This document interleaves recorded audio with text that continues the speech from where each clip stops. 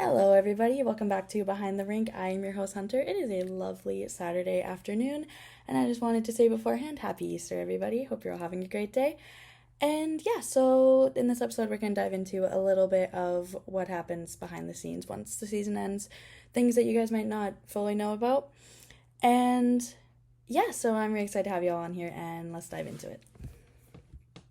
So, a lot of people might think that hockey is just a sport or it's just something that players do, but the reality is it becomes a huge part of who they are. There is an identity thing that comes with hockey that a lot of players tie their identity to, and for them, it's a lot bigger than just a game or just a sport. It's their life. A lot of people who play junior hockey are trying to get scholarships to college, or they're trying to get picked up by the NHL potentially, or move up to a higher league. That's why they're there. And obviously, they're also there because they love the sport, but to them, it is a lot more than just a sport. And I think that's what makes the end of a season hit a lot harder than people expect. To you, it might just look like, the players are smiling and happy and, it is what it is, the season's over. But the reality is when they get to that locker room, it's a lot harder and a lot more emotional than you would think. Because if you think about it, during the season, everything has a structure. You wake up every day and you have a routine, whether that's practice, whether that's workout, whether it's going out with your friends and having fun. There's structure and there's routine. And you know where you need to be all the time, and you know who you're going to see every single day.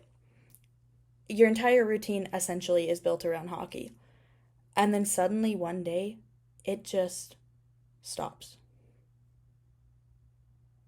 There's no practice the next day, there's no game happening on a Friday night, and there's no reason to be at the rink. And that can feel really weird. Like, imagine having a routine every single day and all of a sudden just waking up one morning and you think that that's what you're supposed to go do, and then you realize that it's over and that's not what's happening today. And that's one of the biggest things in hockey, I would say, is the people and your teammates. You go from seeing them every day, you build a family, you would become brothers. And, you tease each other, you joke around, you go have fun, you know, you do fun, you know, teenager and young adult things, right? Then all of a sudden you don't see them at all. And you can text and you can call, but we all know that's not the same as if you see them in person every day, right? It's kind of like a friendship. You can text and call your friends, but it's a lot different when you catch up in person.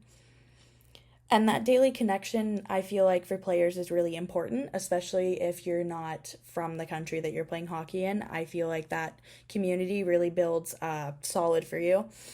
And, you can text them and everything, but going from that to nothing, it would be hard. And it gets quiet. And there's a mental side of the end of the season that comes with that. There's, when I say a mental side, players start replaying everything from that season. Good moments, yes, but mainly the bad moments. They think about missed chances, bad games, things they could have done better. There's all these things that replay in players' heads, and eventually this does lead to overthinking. And players start asking themselves, what if I did this differently? Would that have changed anything? And then on top of that, there's the future. Meaning, if you're aging out of hockey, meaning, well, if I didn't get a scholarship to college, what now?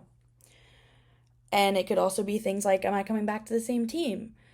Am I getting traded? Am I moving up? Am I done? What's going to happen? In the summer, I feel like they try to have their fun, but definitely those thoughts do creep in. And I feel like they do creep in during the season as well, because there is things that happen like mid-season trades and things like that are to worry about.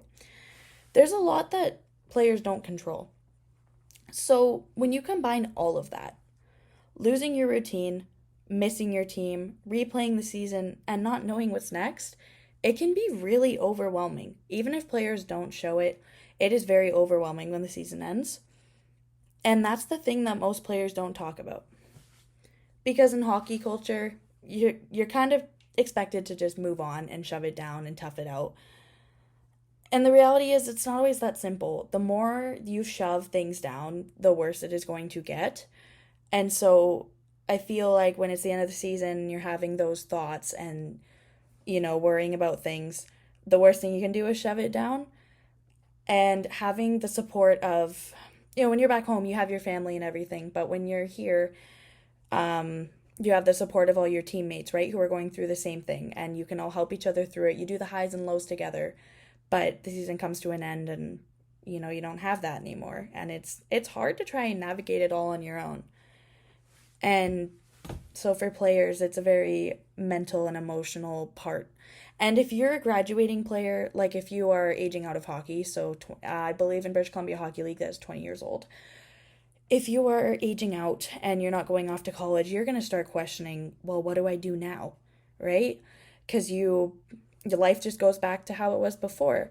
And so there is that mental and emotional side as well that, and if it's your last year on the team and you don't make the playoffs, or, you do make the playoffs and you get knocked out in the first round, obviously you're going to take that pretty personal because it's your last year, and if you're not going off to college and that's how it went, then there's obviously going to be that mental and emotional side as well, because you grow these relationships with not only your teammates, but also your coaches and your staff and your volunteers and all these people. And so it's really important that we start talking about these things, because if we don't, then players are just going to suffer in silence, and none of us want that. As for coaches, the end of a season hits in a completely different way, but it's just as heavy, if not heavier, than the players. All season long, coaches are responsible for everything. They're responsible for the lineups, for the ice time, systems, decisions, trades, and those decisions don't just affect games. They also affect the players, confidence, and even opportunities. So mentally, coaches are constantly on. They're always thinking ahead, adjusting, managing personalities, and they don't really get to show stress. They have to stay composed for their team, because coaches are the backbone of the team, and if they show how they are feeling, then that will weigh on the team, and then your whole team is in a slump, and it's not good. However, that does not work for very long. Eventually, it does catch up to you, and coaches do start replaying the season in their heads. Decisions that they made, moments they wish they could have handled differently, and conversations with players. There's a lot of what if.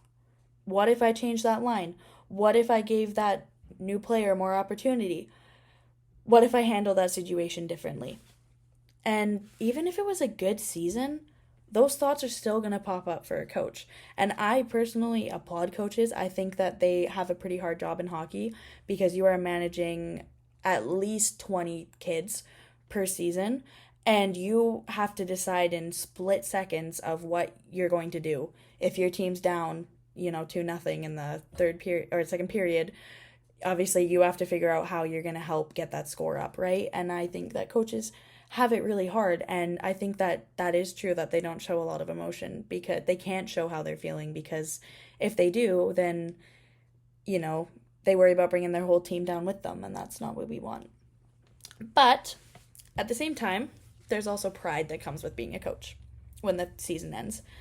You get to see these players come in at the start of the season, and you get to see them grow and develop into these amazing young men and players. And you see the team come together. At the start of the season, you might wonder, are these guys going to work together? And, by the end of it, you really see how well your team worked together to, make it the best season possible. But sometimes that's mixed with reflection, and sometimes it's mixed with regret. Coaches can have regret as well, because, like I've mentioned, coaches are in charge of everything. And so, sometimes they might sit there and regret making a certain play or, a certain line. However, that's not to say that, mistakes happen, right? It's not, at the end of the day, mistakes happen. It is what it is. And even coaches make mistakes. They're not perfect people. And the other thing that's emotional for coaches, this is the more emotional side of it, is there's the relationships. Coaches spend months from when these players first come in late August, or not even, I believe it's actually before that these players come in and they get to meet them. They spend months building that trust to build a relationship with them. And, they see them every day. They support them, they push them, hold them accountable, make sure that they're the best version of themselves that they can be. And when the season ends, that connection kind of changes, especially for players who are moving on. So that would mean if you are graduating out of hockey, so you're 20 or you're heading off to college. Um, for coaches, it's really emotional because you get to, like I've mentioned, you really get to know these players personally. And for them, it's not just hockey ending, it's those daily interactions disappearing. And that can leave a little bit of a gap. Coaches go from being needed every day to suddenly having that space. And there's some relief too, because yes, coaching is intense, but sometimes that can feel really unfamiliar. And I personally think a lot of coaches carry more mentally and emotionally than people realize because at the end of the day, they have a lot of pressure on them, and so do the players. But the coaches, at the end of the day, they are the backbone of the team. And so there's a lot of pressure on them to, perform good and, do a good job because coaches, I believe they do beat themselves up when things don't go the way they want them to go that season. But yeah, they carry a lot more mentally and emotionally than we realize. They just don't always show it. And I think that we need to start having more respect for coaches and, understanding how hard their job really is. Because I know I've been at a few hockey games where I've heard people yelling at the coaches and things like that. And guys, nobody wants to hear that. Like, coaches are trying their best, and, they're not to blame if things go wrong. Sometimes things just don't work the way that you plan them out, and that's just how it goes. And so, just have a little more empathy on coaches. And obviously, now we can understand a little bit more, what happens when the season ends. And for coaches, the work doesn't just stop when the season ends. Coaches are busy all right up until hockey starts again because they have all these camps that they do and they have planning and recruiting and calling players back, and there's a lot of process in it. So the work never really stops for them, meaning the pressure never stops, meaning the mental stuff never stops.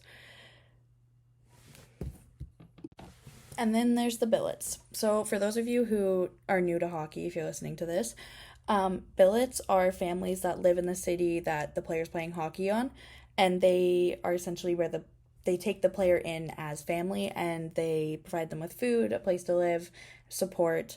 They open their homes to players for an entire season. They are pretty awesome, and I really think without billets, we wouldn't have hockey the way it is.